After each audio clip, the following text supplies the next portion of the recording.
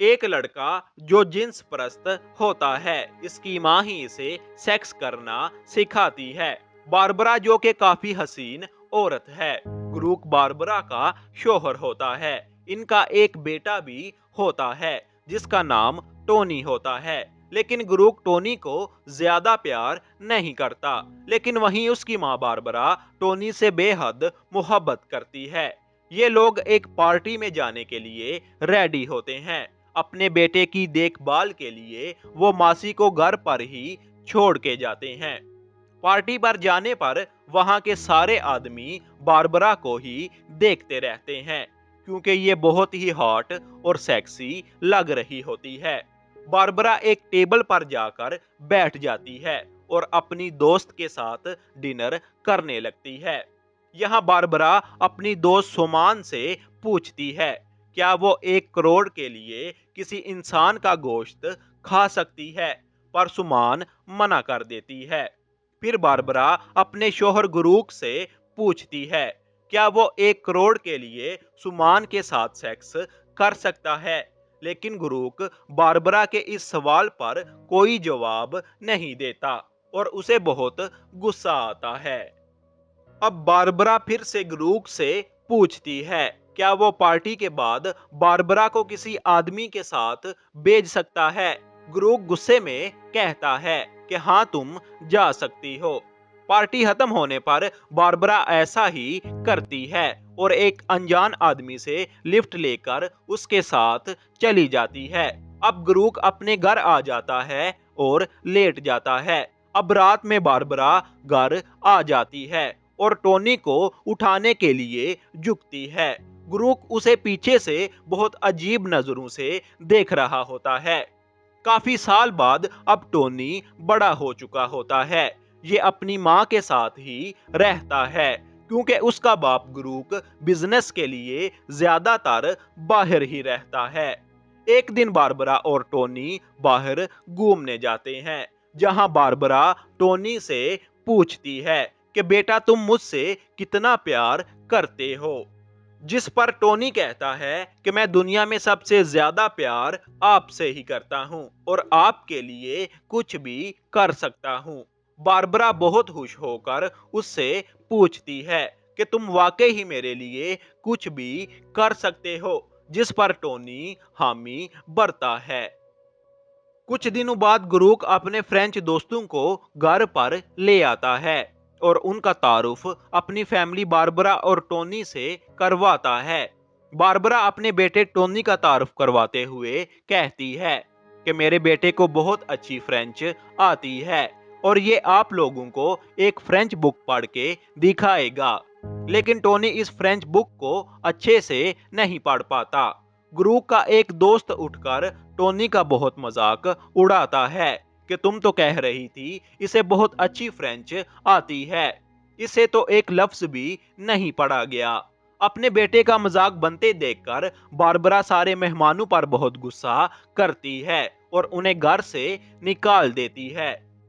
ग्रूक भी बारबरा से गुस्सा होकर एक होटल में जाकर रुक जाता है। बारबरा ग्रूक को मनाने के लिए रात में होटल में जाती है और ये मनाने के बजाय ग्रूक के साथ सेक्स करने लगती है। अगली सुबह ये दोनों घर आते हैं तो देखते हैं कि टोनी के बिस्तर में कोई और लड़का सो रहा है और टोनी नहा रहा है। ये सब देखकर गुरु को बहुत गुस्सा आता है और यहाँ ये बात भी सामने आती है कि टोनी जिन्स परस्त है। अब कुछ सालों बाद टोनी बड़ा हो चुका होता है, मेच्योर हो जाता है। ये एक समंदर के किनारे अपने दोस्त जैस के साथ स्मोकिंग कर रहा होता है और साथ ही लड़कियों को देख रहे होते हैं। अगले दिन टोनी को इसी समंदर पर ब्लैंका नाम की एक बड़ी हाट बंदी दिखाई देती है। ये दोनों आपस में बातचीत करते हैं और ये बात करते टोनी से क्लोज हो जाती है। अगले दिन टोनी ब्लैंका के बारे में अपनी फैमिली को बताता है तो बारबरा सोचती है, आखिरकार उसका बेटा अब बड़ा और समझदार हो गया है। बारबरा टोनी के इस कारनामे को सुनकर बहुत खुश होती है। अगले दिन टोनी के माँ बाप ब्लैंका से मिलते हैं और उसे पार्टी के लिए एक बार में लेकर जाते हैं, लेकिन पार्टी में ग्रूक अपने ही बेटे की गर्लफ्रेंड पर डोरे डालने लगता है। अब ये चारों लोग एक होटल में रुकते हैं। ब्लैंका और टोनी एक ही कमरे में रुके होते हैं, जहां टोनी जिंदगी में पहली बार किसी लड़की के साथ सेक्स करने जा रहा होता है। कुछ ही देर में ये एक दूसरे के साथ फारिग हो जाते हैं और ठंडे होकर सुकून से सो जाते हैं। कुछ दिनों बाद बारबरा किसी काम से एयरपोर्ट पर जाती है, जहां वो ग्रूक को ब्लैंका के साथ देखती है। ये देखकर बारबरा समझ जाती है कि ग्रूक और ब्लैंका का चक्कर चल रहा है। ये देखने के बाद बारबरा गुस्से से वहां से चली जाती है और वापसी पर एक टैक्सी ड्राइवर के साथ सेक्स करके खुद को ठंडा करती है। इसके बाद बारबरा घर आ जाती है। घर आने पर बारबरा अलग ही नजारा देखती है कि उसका बेटा टोनी अपने दोस्त जैस के साथ सेक्स कर रहा है। ये देखकर बारबरा को बहुत गुस्सा आता है। कुछ दिनों बाद बारबरा टोनी को ग्रूक की सच्चाई बता देती है कि ग्रूक और तुम्हारी गर्लफ्रेंड ब्लैंका का चक्कर चल रहा है। कुछ दिनों बाद अकेला होने की वजह से बारबरा भी एक दोस्त बना लेती है, जिसका नाम सैम होता है। बारबरा सैम के साथ ही रहती है। यह भी बारबरा का बहुत अच्छे से ख्याल रखता है। सैम बारबरा की हर वो जरूरत पूरी करता है जो ग्रूक पूरी नहीं कर पाता था।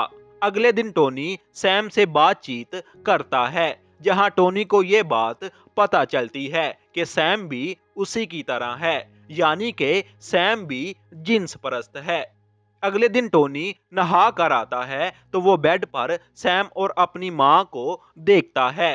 टोनी भी इस मूवमेंट को एंजॉय करने के लिए उनके साथ बेड पर लेट जाता है। अगले दिन बारबरा सैम से काफी नाराज होती है कि तुम्हें मेरे बेटे के साथ ये सब नहीं करना चाहिए। कहीं ना कहीं टोनी अपने असली बाप ग्रूक को एक और मौका देना चाहता है। ये एक खत लिखकर ग्रूक के घर के बाहर रख आता है। ब्लैंका टोनी को ऐसा करते हुए देखकर बाहर आ जाती है, लेकिन टोनी हाथ को वहीं मिट्टी में छुपाकर भाग जाता है, जिसमें लिखा होता है कि पापा आप घर वापस आ जाओ, हमें आपकी बहुत जरूरत है। दूसरी तरफ बारबरा घर पर एक पेंटिंग बना रही होती है और पेंटिंग बनाते बनाते रोने लगती है। तभी वहां सैम आ जाता है और उसे समझाता है। इसी सब में ये लोग सेक्स करने लगते हैं। टोनी के घर पहुंचने पर वो अपनी माँ और सैम को सेक्स करते देखता है और इनको ज्वाइन कर लेता है। ये तीनों मिलकर थ्रीसम करते हैं। अब कुछ दिनों बाद सैम को बारबरा और टोनी को छोड़कर दूसरे शहर जाना पड़ता है। अब काफी दिन गुजरने के बाद बारबरा अकेले होने की वजह से डिप्रेशन में चली जाती है। यहाँ तक कि बारबरा ने काफी बार खुदकुशी करने की भी कोशिश की होती है, लेकिन टोनी उसे बचाने के लिए हॉस्पिटल ले जाता है। ग्रूक और बारबरा की एक दोस्त टोनी से मिलने आती है, जो उसे बताती है कि तुम्हारा बाप ग्रूक अजीब किस्म का नफसियाती इंसान है। वो बिल्कुल भी ठीक आदमी नहीं है। तुम लोगों को उससे दूर रहना चाहिए। कुछ दिनों बाद बारबरा और टोनी एक जनाजे में जाते हैं, जहां ग्रूक और ब्लैंका भी आते हैं, लेकिन ग्रूक अपने बेटे टोनी और बारबरा से बिल्कुल भी बात नहीं करता। कुछ अरसे बाद बारबरा और टोनी लंदन शिफ्ट हो जाते हैं। यहाँ बारबरा और टोनी नए नए दोस्त बना लेते हैं। कुछ दिनों में बारबरा अपनी एक दोस्त से मिलने जाती है। घर आने पर टोनी बारबरा को बताता है कि मेरा भी एक गे फ्रेंड बन गया है। ये सुनकर बारबरा को अच्छा नहीं लगता कि उसका बेटा गे है।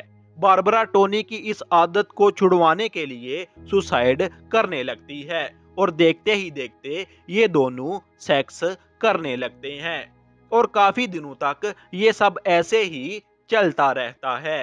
कुछ दिनों बाद टोनी की दिमागी हालत ठीक नहीं रहती। कुछ दिनों बाद टोनी की दिमागी हालत ठीक नहीं रहती और इसी सब को लेकर माँ बेटे के दरमियान काफी लड़ाई हो जाती है। टोनी अपनी मां को चाकू से कत्ल कर देता है और साथ ही पुलिस को फोन भी कर देता है। पुलिस के आने तक टोनी अपनी मां की लाश के पास बैठकर ही नूडल्स खा रहा होता है। पुलिस वाले टोनी को देखते ही समझ जाते हैं कि ये पागल हो चुका है, लिहाजा टोनी को पागलखाने भेज दिया जाता है।